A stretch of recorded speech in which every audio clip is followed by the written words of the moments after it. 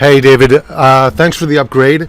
And let's discuss the two symbols that you submitted. Let's begin with CLNY. Interesting play. On both of these, I'm going to go over the weekly chart because I view these each as longer-term plays, investment-type opportunities.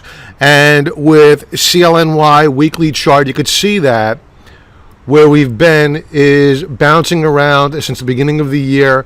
In June, we put in a higher low, and now what we're trying to do is we're trying to break out above the upper band of resistance. Now, we can take this one of two ways.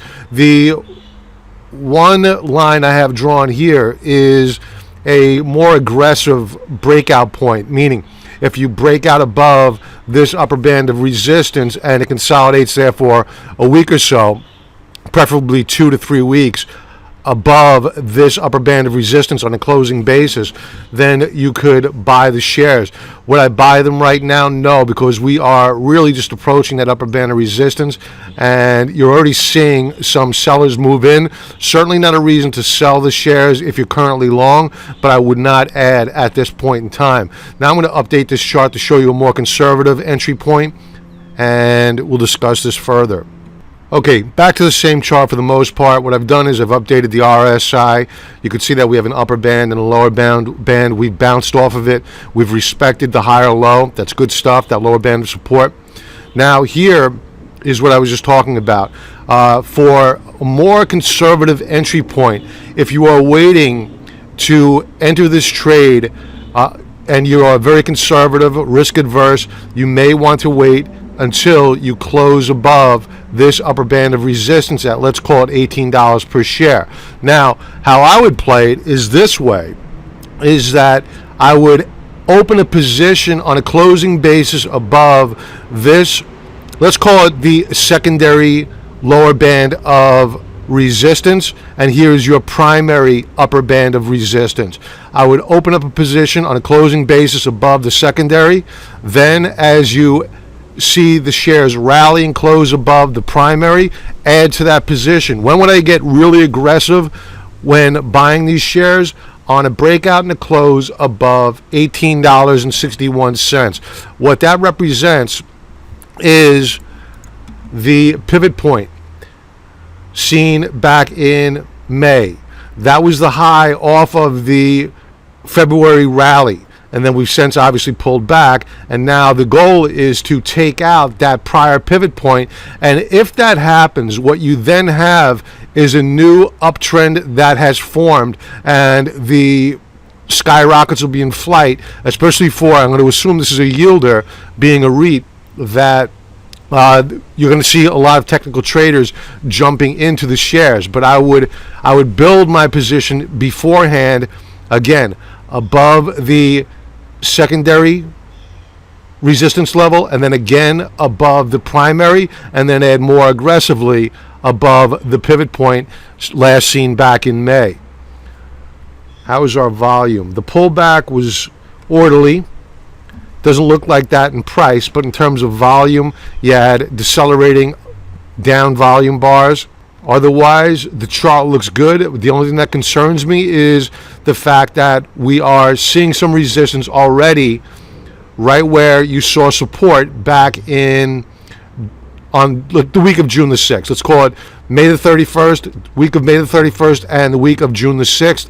That's where you saw support. That is now acting as resistance. Your stochastics are hooking up. Good sign. Now, while I am bullish, my tone is bullish on the shares, it does not mean that you cannot see a retracement back down to this lower band of support. If that occurs, I would be a buyer of the shares at that level with a stop loss right below the lows seen the week of July the 15th at 1473. And then again, as the shares begin to rally, we bring into play the same game plan as I mentioned before. We add on a breakout above the secondary downtrend line, and then add more on a breakout above the primary, and then more, of course, on a breakout above the pivot point. Now let's talk about STWD, Starwood Property. All right, so these shares here are they're already in an established uptrend, and I see no reason whatsoever why these shares can't continue higher. This is a beautiful chart. It's respecting the lower band of the rising uptrend channel. You still have some distance between where we closed today and the upper band of resistance. Your RSI is making higher highs, as are the stochastics, which is confirming the new price highs. Good stuff. Now, we saw resistance the week of August the 17th, 2015, and you saw how for several weeks it acted as resistance in recent weeks. Now we have cleared that hurdle. Where I see resistance coming into play again is when we hit 2116. Where do we close? 2103. We're just shy of that. Between 2116 and I think we could head up to 2195 before we hit real serious resistance. Once we clear 2198, I think that the shares probably head a lot higher. Because, let's go to a monthly chart.